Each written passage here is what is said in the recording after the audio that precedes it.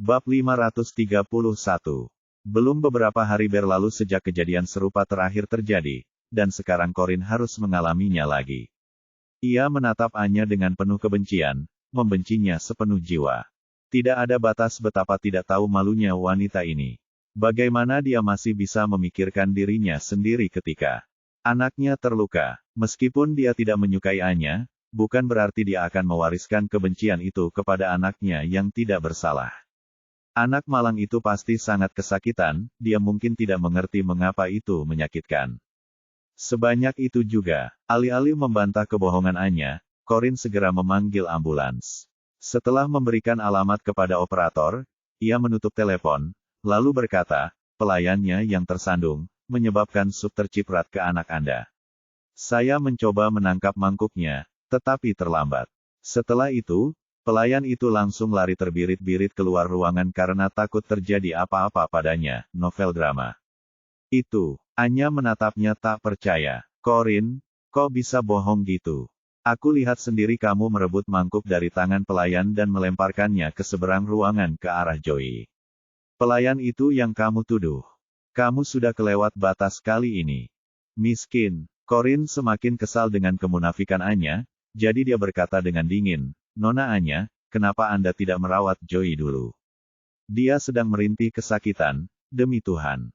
Wajah Anya menegang sebelum akhirnya terisak tak terkendali. Apa kau menuduhku tidak peduli pada putraku? Bagaimana bisa kau berdiri di sana dan berpura-pura mengkhawatirkannya padahal kaulah yang membuatnya seperti ini? Apa begini caramu membalas kebaikanku karena mengundangmu makan siang? Aku tak percaya dulu aku menganggapmu orang baik. Corin merasa bosan dengan akting Anya jadi dia mengabaikannya saja. Melihat Corin tak lagi memperhatikannya, Anya menarik lengan baju Jeremy dan berkata, Jeremy, apa yang harus kita lakukan dengan Joey? Oh, kasihan anakku. Jeremy dengan tenang memeriksa apakah Joey terluka di bagian tubuh lain dan lega mengetahui bahwa Joey tidak terluka. Setelah itu, ia menggendong Joey dan berkata kepada Anya, jangan panik.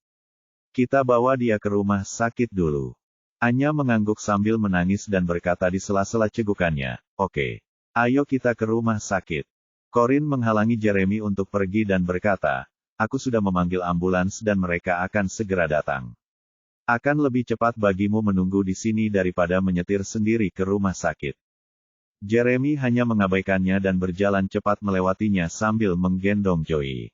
Anya mengikutinya dari belakang, tetapi tak lupa memberi Corin senyum kemenangan sebelum mengangkat hidungnya.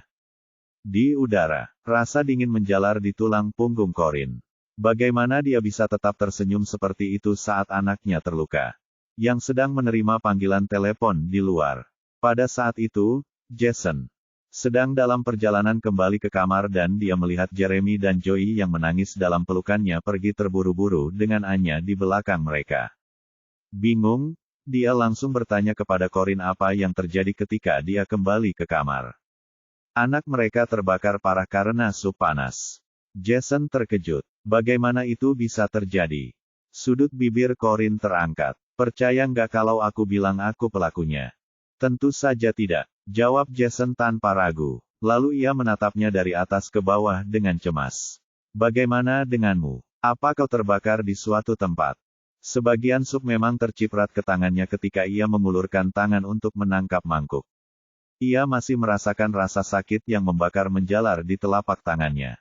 Namun, dia tidak ingin mempermasalahkannya, jadi dia menggelengkan kepalanya dan berkata, aku baik-baik saja. Tidak. Petik 2. Jason lega mendengarnya. Bagus. Kita harus pergi ke rumah sakit untuk memastikan Joey baik-baik saja. Corin setuju jadi dia mengangguk dan berkata, ya, ayo pergi. Ia merasa kasihan pada anak malang itu. Dengan ibu seperti Anya, Corin tak akan terkejut jika Joey tumbuh besar dengan kenangan traumatis masa kecilnya.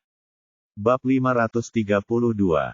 Di ruang gawat darurat, para dokter merawat luka bakar Joey dan setelah membalut matanya, salah satu dokter mengatakan kepada Anya dan Jeremy untuk mempersiapkan diri secara mental menerima kemungkinan bahwa Joey akan selamanya memiliki bekas luka di mata kirinya karena di sanalah ia mengalami luka bakar yang paling parah. Air mata langsung mengalir dari mata Anya ketika mendengar itu. Oh, anakku yang malang. Dia masih sangat muda, namun dia harus pergi dengan cacat ini selamanya. Jeremy, apa yang harus kita lakukan? Mengerjakan. Jeremy dengan sabar mencoba menenangkannya. Dokter bilang itu hanya kemungkinan. Artinya, ada kemungkinan itu tidak akan terjadi. Anya terus menangis. Tapi, bagaimana kalau Jeremy sudah mulai kehilangan kesabaran? Dia laki-laki, jadi bekas luka kecil itu tidak masalah. Kita seharusnya bersyukur dia baik-baik saja.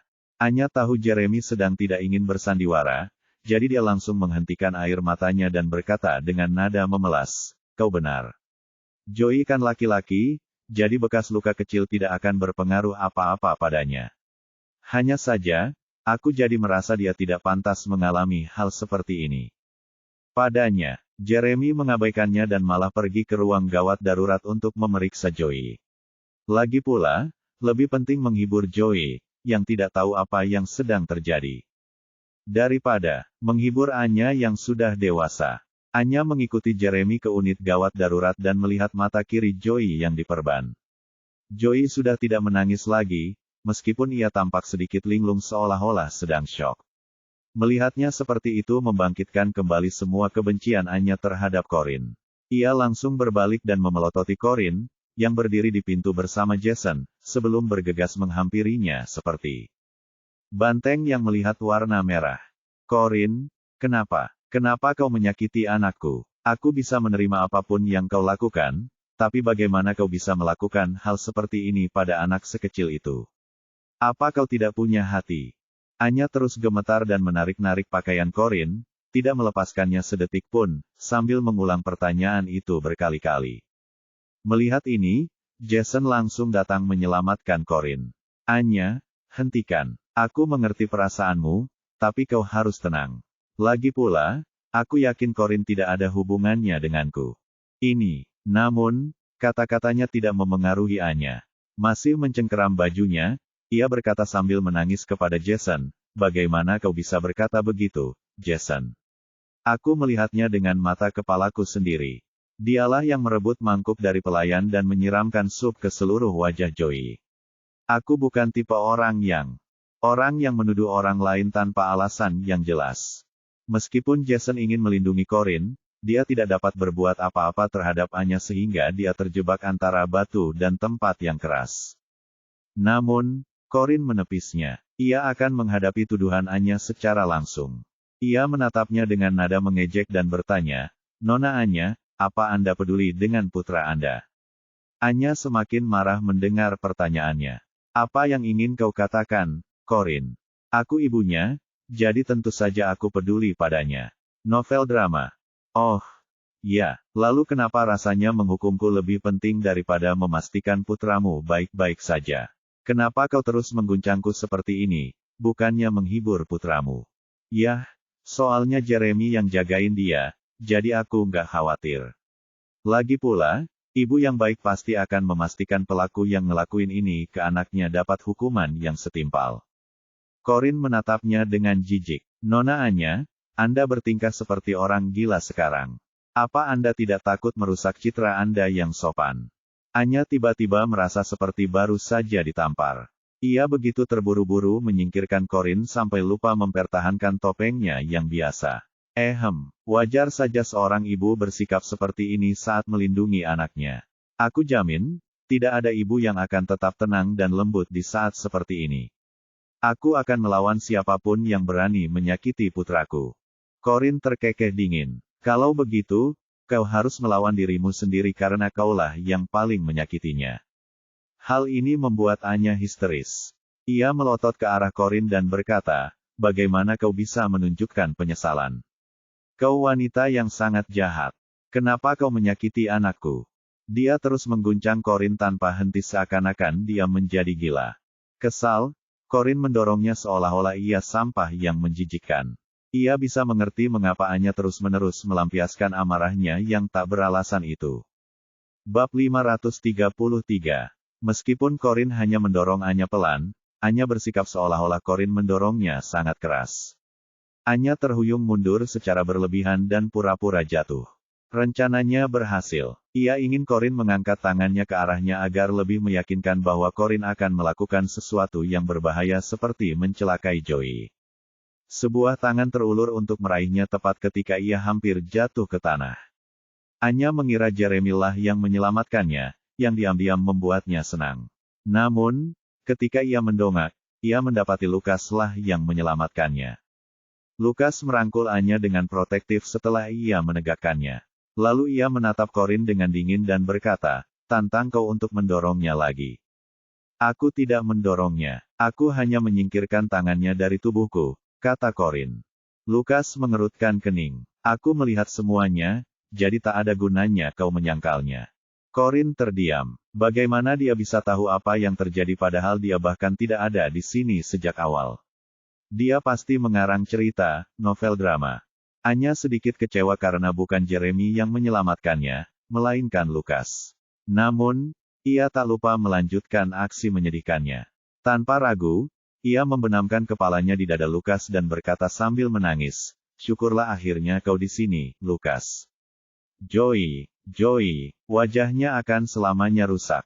Lukas menatap Corin dengan dingin. "Apa yang pernah dilakukan anak itu padamu sampai kau berbuat seperti ini padanya?" "Tuan Lukas, saya tidak melakukan apa yang Nona Anya katakan." Lukas mendengus. "Dan siapa yang bisa membuktikan kalau kau tidak melakukannya? Kamu bisa melaporkanku ke polisi jika kamu mau."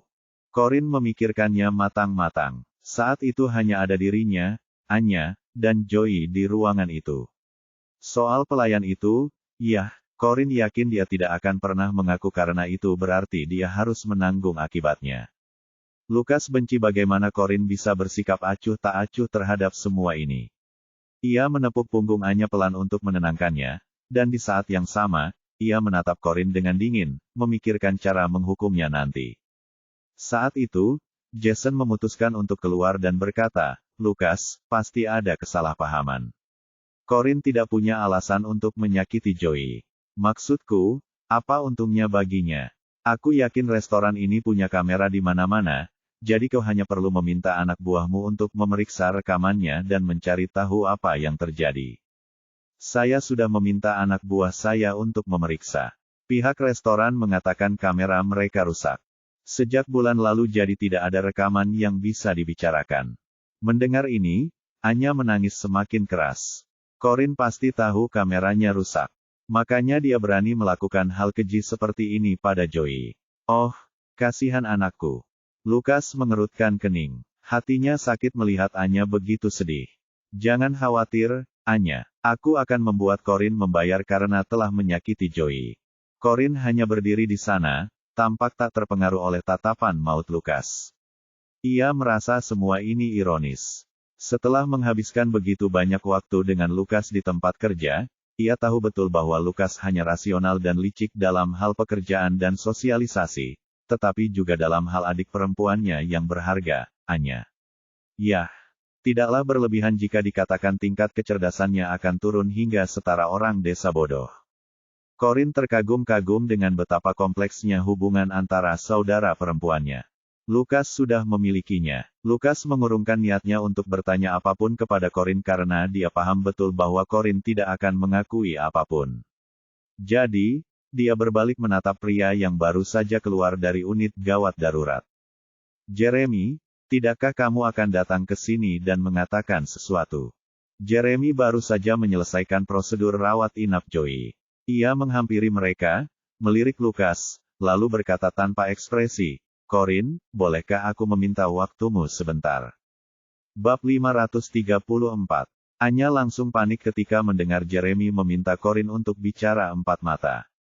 Ia berbalik dan menatapnya dengan berlinang air mata. "Jeremy, kamu mau kemana dengan Corin?" Jeremy meliriknya dan berkata, "Masuklah dan awasi Joey sebentar. Aku janji akan menyelesaikan masalah ini dengan Corin sesegera mungkin."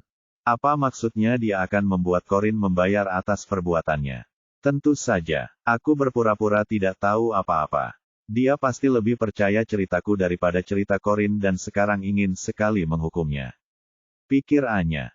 Memikirkan hal itu, Anya mengangguk patuh dan berkata, "Baiklah. Aku akan merawat Joey dulu dan menunggumu kembali. Jeremy tidak berkata apa-apa kepada Anya setelah itu. Malah, ia menatap Corin dengan dingin dan membentak, "Kau, ikut aku." Corin tidak ingin berbicara dengannya, tetapi ia tahu, dengan karakter Jeremy, Jeremy tidak akan berhenti sampai ia menemukan siapa pelakunya. Karena itu, ia tidak punya pilihan selain bekerja sama dengan dia. Setelah memikirkannya, ia hanya mengangguk dan mengikutinya keluar ketika tiba-tiba Jason meraih lengannya dan berkata, "Jeremy, kau mau membawanya kemana?" Corin tidak akan pernah melakukan hal seperti itu. Dia tidak akan pernah menyakiti anak kecil. Jeremy menyipitkan matanya dan hilanglah kesopanan yang biasanya ia tunjukkan kepada teman-temannya. "Sepertinya kamu sangat mengenalnya." Jason tersenyum ramah padanya dan berkata, "Aku sudah mengenalnya cukup lama, jadi aku cukup yakin dia bukan tipe orang yang akan melakukan hal seperti ini.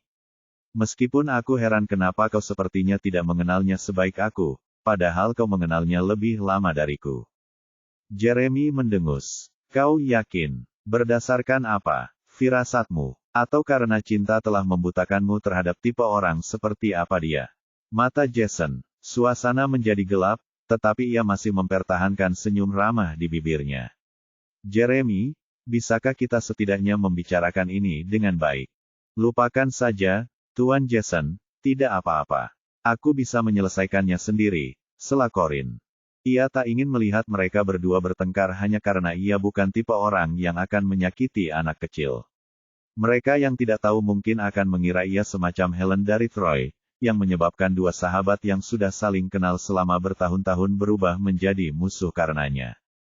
Jason mengerutkan kening dan berkata dengan khawatir, "Corin, kamu tidak perlu melakukannya." Novel drama. Tidak apa-apa. Corin melambaikan tangannya dengan acuh tak acuh dan segera mengikuti Jeremy keluar ke koridor rumah sakit. Setelah sampai di ujung koridor, Jeremy memasuki tangga. Corin bahkan tanpa ragu mendorong pintu dan masuk menyusul Jeremy. "Tanyakan apapun yang kau mau, Tuan Jeremy. Tapi harus kukatakan padamu, jawabanku akan tetap sama apapun yang kau tanyakan. Aku tidak melakukan apapun pada Joey dan kau bisa melaporkanku ke polisi kalau kau tidak percaya.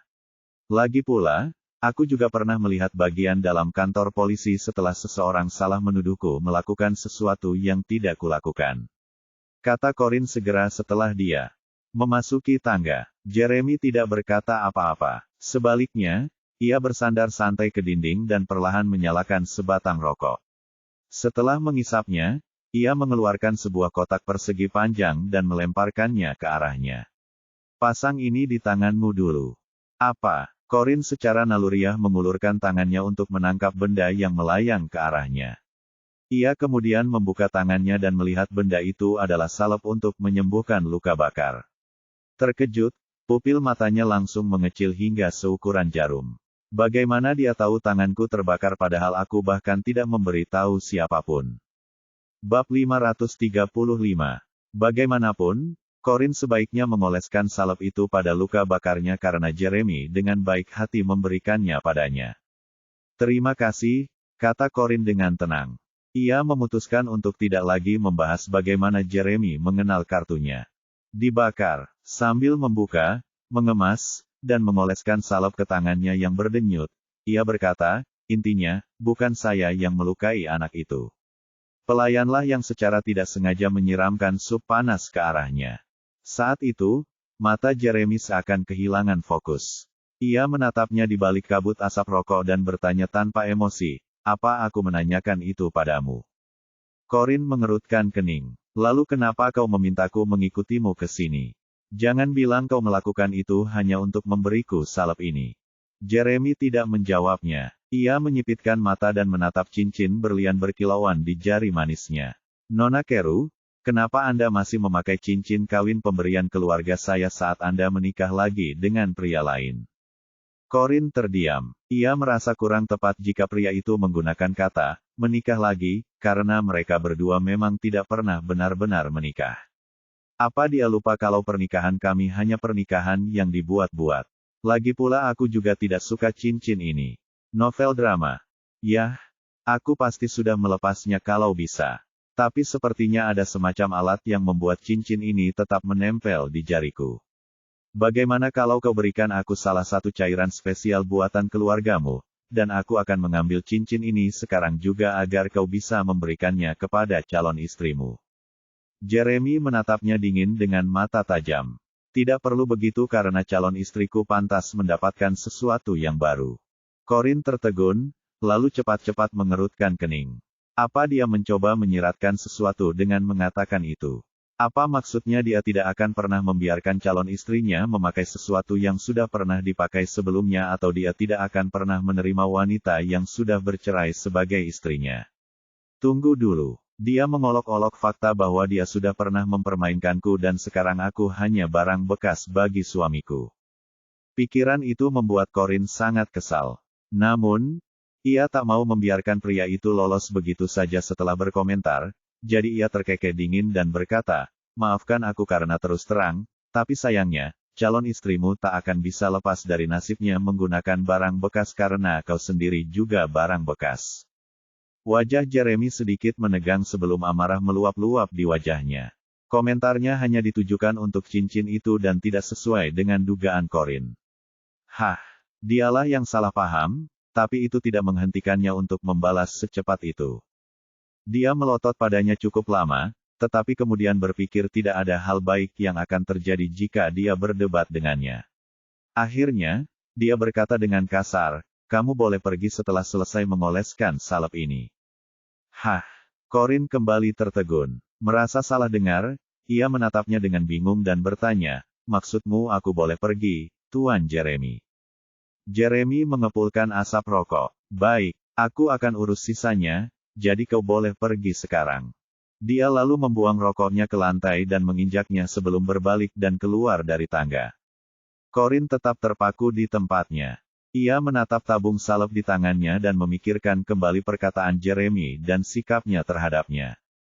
Aneh, jadi dia tidak pernah curiga kalau akulah yang menyakiti putranya. Apa dia memanggilku ke sini hanya untuk membiarkanku kabur? Bab 536. Anya tetap di bangsal untuk menjaga Joey, tetapi pikirannya terus melayang cemas ke Jeremy. Ia tidak terlalu khawatir tentang Joey karena dokter sudah mengatakan kondisinya sudah stabil dan ini tidak akan memengaruhi kesehatannya sama sekali. Alasan dia dirawat di rumah sakit adalah karena dokter khawatir luka Joey akan terinfeksi karena perawatan yang tidak tepat, jadi sebaiknya dia dipantau selama beberapa hari di rumah sakit. Bukan, yang dikhawatirkan Anya adalah mengapa Jeremy meminta untuk berbicara dengan Corin secara pribadi. Kenapa dia belum pulang juga? Apa sih yang mereka bicarakan sampai-sampai butuh waktu lama? Pikir Anya. Joey tertidur di tempat tidur karena rasa sakit yang luar biasa. Sesekali ia merintih. Kasihan anak itu. Dia bahkan belum cukup umur untuk bisa bicara, pikir Lukas, yang berdiri di samping tempat tidur dan menatapnya dengan ekspresi serius. Bagaimana mungkin dia, Paman Joey, tidak marah ketika melihat betapa sakitnya keponakannya? Corin adalah akar dari semua masalah. Masalah sepertinya selalu mengikutinya kemanapun dia pergi. Dia bukan hanya ancaman bagi hubungan Anya dengan Jeremy, tetapi ada kemungkinan dia bisa membahayakan keselamatan Anya dan Joey. Ia menyesal mempekerjakan Corin untuknya. Ya, Corin memang wanita yang sangat cakap di tempat kerja, dan ya, ia pernah membantu kakeknya, jadi Lukas tidak ingin meninggalkannya tanpa bantuan apapun. Namun, ia tidak suka ketika Corin berulang kali menantang batas kemampuannya dengan menindas dan menyakiti Anya. Aku harus menyewa seseorang untuk menyingkirkan Corin demi keselamatan dan kesehatan mental Anya. Pikir Lukas. Ia lalu keluar bangsal untuk menelepon. Tidak lama setelah itu, Jeremy datang ke bangsal, novel drama. Mata Anya langsung berbinar. Ia berdiri dan menyambutnya, Jeremy, kau kembali. Namun, ia segera menyadari ada yang tidak beres. Kenapa dia pulang sendirian? Di mana Corin? Anya menoleh lagi ke belakang untuk memastikan tidak ada Corin sebelum bertanya dengan nada bertanya, Jeremy, di mana Corin? Apa dia masih menyangkal perbuatannya? Jeremy menatapnya dengan acuh tak acuh dan menjawab, dia sudah pergi. Apa? Dia sudah pergi, kata Anya yang tertegun. Jason, yang menggulir ponselnya dan menunggu Corin kembali, juga berdiri dan berjalan mendekati Jeremy. Jeremy, kemana Corin pergi? Jeremy meliriknya dan menjawab, aku tidak tahu. Jason mengerutkan kening, tapi ia membiarkannya begitu saja. Ia membuat catatan dalam hati untuk menelepon Corin nanti. Mata Anya dipenuhi dengan kebencian dan air mata. Jeremy, kok bisa dia pergi begitu saja? Padahal dia sendiri yang memasukkan anak kita ke rumah sakit. Mata Jeremy menjadi gelap saat dia melihat Anya tampak seperti hendak menangis. Kenapa kamu terus bersikeras kalau Corin lah yang menyakiti Joey? Anya tertegun. Ia mengangkat kepalanya dan berkata dengan sedih, karena aku melihatnya dengan mata kepalaku sendiri. Jeremy menyipitkan matanya dengan curiga. Seberapa yakinnya kau tentang itu? Bab 537. Anya merasa gelisah dengan tatapan mata Jeremy yang tajam, sehingga ia mulai terisak-isak untuk menutupi rasa bersalahnya. Matanya langsung memerah dan air mata demi air mata mengalir deras di pipinya. Pipi. Saat itu, Lukas kembali ke bangsal setelah menyelesaikan panggilannya. Begitu ia membuka pintu, ia melihat Anya, yang tak pernah ia panggil dengan suara keras seumur hidupnya, sedang ditanya Jeremy dengan cara yang tidak sopan dan membuatnya menangis. Novel drama. Marah, Lukas cepat-cepat melangkah ke tempat Anya berada dan melingkarkan lengannya secara protektif di sekelilingnya. Jeremy, apa maksudmu dengan ucapanmu barusan? Apa maksudmu Anya akan menjebak Corin atas sesuatu yang tidak dilakukannya? Ekspresi Jeremy tetap acuh tak acuh. Ia menatap lurus ke mata Lukas dan berkata, maksudku, mungkin Anya salah paham. Anya jatuh menimpa Lukas dan menggelengkan kepalanya dengan sedih. Tidak, aku tidak salah lihat. Corin lah yang menuangkan sup panas ke wajah Joey. Jeremy, apa dia baru saja mengatakan sesuatu padamu? Apa itu sebabnya kau tidak percaya padaku lagi? Dia tidak mengatakan apapun. Lalu kenapa kau tidak percaya padaku? Dalam hatimu, apa aku terkesan seperti orang yang akan menuduh seseorang atas hal-hal yang tidak mereka lakukan? Tidak, Jeremy, aku bukan orang seperti itu. Anya mulai menangis terseduh-seduh lagi dan hal ini membuat Lukas semakin marah. Jeremy, apa kau mulai curiga dengan karakter Anya sekarang? Bagaimana kau bisa mempercayai kata-kata Corin daripada kata-kata Anya ketika yang satu berusaha menyangkal kesalahannya dalam masalah ini dan yang satunya hampir mati saat mencoba menyelamatkanmu? Jeremy mengerutkan kening ketika semua kenangan Anya menyelamatkannya kembali menyerbu pikirannya. Setelah itu, sorot matanya melembut karena rasa bersalah ketika ia kembali menatap Anya. Dia tidak bertanya lagi kepada Anya, tetapi malah berkata dengan nada datar, saya sudah memeriksa kamera keamanan restoran sebelum pergi dan kameranya sendiri tidak rusak, jadi saya menduga sistem pengawasannya yang bermasalah. Kita seharusnya bisa mendapatkan rekamannya dan mengungkap kebenarannya setelah kita meminta seseorang memperbaiki sistemnya. Lukas pun berpikir itu ide bagus. Bagus. Ayo kita suruh orang memperbaiki sistem pengawasan restoran sekarang juga. Aku sendiri nggak sabar cari tahu apa yang terjadi karena aku yakin Anya jujur. Namun, Anya menjadi pucat karena terkejut dan takut ketika mendengar sistem pengawasan dapat diperbaiki. Sial, semua orang akan tahu aku berbohong begitu mereka melihat pelayan itu yang menyakiti Joey. Pikir Anya muram. Ia tak pernah menyangka sistem pengawasan bisa diperbaiki. Kalau sampai terjadi, bukan cuma Jeremy yang akan membenciku, tapi Lukas juga akan kecewa padaku. Tiba-tiba, rasa bersalahnya muncul, dan dia langsung berpura-pura baik hati. Kurasa kita biarkan saja semuanya berlalu, Lukas. Karena Corin sudah pergi. Lagi pula, aku sudah lelah membicarakan ini dan aku tidak ingin kau dan Jeremy memeras otakmu karena ini. Hati Lukas mulai sakit karena betapa pemaafnya Anya, jadi dia berkata dengan lembut, tidak, Anya. Kita tidak bisa membiarkan semuanya berlalu begitu saja, tidak ketika wajah Joey sudah rusak. Kamu bisa beristirahat di sini bersamanya jika kamu lelah, serahkan sisanya padaku. Jangan khawatir, aku akan memastikan Corin membayar perbuatannya. Melihat Lukas bersikeras mencari tahu akar permasalahannya, Anya mulai panik. Ia meraih lengan Lukas dan berkata, tidak, lupakan saja, Lukas. Aku tidak ingin menyita waktu orang lain lagi. Lagi pula, aku juga yang harus disalahkan dalam masalah ini. Ini tidak akan terjadi jika aku tidak memaksa Corin makan siang bersama kita dan dia hanya menyakiti Joey karena membenciku. Ini semua salahku dan aku akan memastikan untuk menjauhinya di masa depan. Bab 538. Nona Anya, seharusnya begitu. Seharusnya aku yang menjauhimu di masa depan. Lagi pula, masalah selalu mengikutiku setiap kali aku bersamamu. Itulah yang dikatakan Corin setelah masuk ke bangsal dengan senyum malas dan mengejek di wajahnya.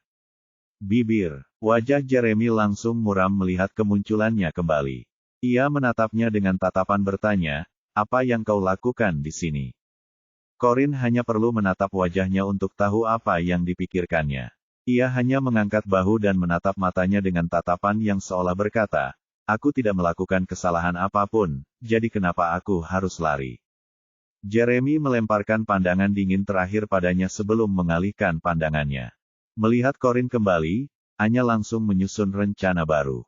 Dengan mata yang masih berkaca-kaca, ia menghampirinya dan berkata, Corin, mari kita lupakan semua ini. Aku bersedia memaafkanmu asalkan kau berjanji untuk tidak menyakiti Joey lagi. Aku tidak akan menyimpan dendam padamu meskipun kau masih tidak mau mengakui perbuatanmu. Corin langsung mundur ketika melihat Anya menghampirinya seolah-olah Anya hanyalah seekor nyamuk yang menyebalkan. Ia tidak membiarkan Anya mendekatinya lagi. Tidak, jangan maafkan aku, Anya. Karena aku tidak membutuhkannya. Yang kubutuhkan sekarang adalah membuktikan bahwa aku tidak bersalah.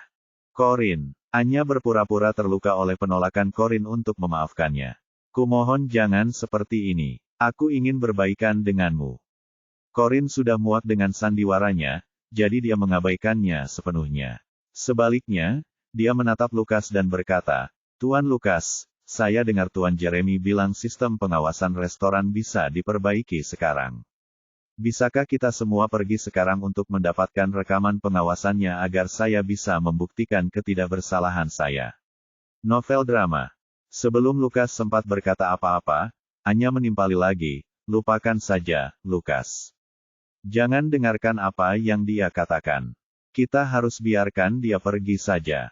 Aku sangat lelah dan aku tidak ingin berlarut-larut seperti ini. Lagi pula, lebih penting bagiku untuk tetap di sini dan menjaga Joey. Corin mengangkat alisnya. Nona Anya, kenapa sepertinya Anda takut melihat rekaman CCTV? Bahkan saya, yang katanya pelaku, tidak takut, jadi kenapa Anda harus takut? Perkataannya terlalu menyentuh hati, membuat Anya kehilangan kata-kata. Melihat ini, Lukas sedikit mengernyit. Ia mulai percaya bahwa Corin mungkin tidak bersalah karena ia tampak tidak menyembunyikan apapun, sementara Anya bertingkah agak aneh. Sejak awal, Anya adalah orang yang bersikeras membuat Corin membayar atas apa yang dilakukannya kepada Joey tetapi dia tiba-tiba berubah pikiran dan ingin membiarkan seluruh masalah berlalu setelah Jeremy mengatakan sistem pengawasan dapat diperbaiki. Mungkinkah Anya sengaja berbohong tentang semua ini agar Jeremy membenci Corin agar Corin bisa tetap bersamanya selamanya? Pikir Lukas. Keraguan mulai memenuhi matanya saat menatap Anya. Kalau memang begitu kejadiannya, seberapa kenalkah aku dengan adik perempuanku ini? Tidak, dia selalu baik dan lembut sejak kecil. Dia tidak mungkin berubah begitu manipulatif dalam semalam. Anya mulai panik saat menyadari keraguan di mata Lukas. Tetapi ia memaksakan diri untuk berpikir jernih. Semakin ia dicurigai, semakin ia tak mampu mengacaukan segalanya. Lagi pula, belum ada yang pasti, jadi masih ada kesempatan baginya untuk membalikkan keadaan. Dia segera menyusun rencana baru. Setelah berpura-pura marah, dia berkata kepada Corin, aku tidak takut. Aku hanya melakukan ini demi kebaikanmu dan tidak ingin melihatmu dihukum, itu saja. Bab 539. Corin, kau seharusnya tahu kau tak akan bisa lolos begitu saja setelah semua orang melihat apa yang terjadi di rekaman CCTV. Lukas akan menuntutmu karena telah menyakiti Joey. Aku memberimu kesempatan untuk berubah karena setelah semua yang telah kulakukan, kau pernah membantu Jeremy mengurus keluarganya sebelumnya dan aku menganggapmu sebagai teman, jadi kusarankan kau untuk menerima tawaran perdamaian selagi masih ada Cara bicaranya begitu tulus dan penuh kasih sayang sehingga orang yang tidak tahu mungkin berpikir bahwa Anya hanyalah malaikat kecil yang baik hati dan pemaaf. Namun, Corin tahu maksudnya. Ia menyeringai dan berkata, "Nona Anya, kebaikan Anda memang patut dicatat. Namun, saya tipe orang yang rela membayar kesalahan saya sendiri. Jadi, jika rekaman CCTV menunjukkan apa yang Anda katakan, saya akan menyerahkan diri ke kantor polisi dan menjalani hukuman penjara berapapun lamanya." Anya melotot dan menggertakkan gigi dalam hati. Namun, sebagai korban, ia masih ingat untuk mempertahankan tatapan mata anak anjingnya yang besar dan sedih. Punggungnya kini bersandar di sudut ruangan, dan akan sangat mencurigakan jika ia tetap bersikeras tidak pergi ke restoran untuk melihat rekaman CCTV. Bahkan Lukas, pendukung setianya sejak dulu, mulai meragukannya. "Baiklah, kami akan melakukannya sesukamu." Ia lalu bersikap seolah Corin tidak menghargai usahanya. Setelah menarik napas dalam-dalam, ia menambahkan, "Lukas, aku ingin melepaskan Corin kali ini karena aku khawatir kau akan menghukumnya terlalu berat dalam upayamu untuk memberikan keadilan bagi Joey setelah melihat rekaman CCTV itu.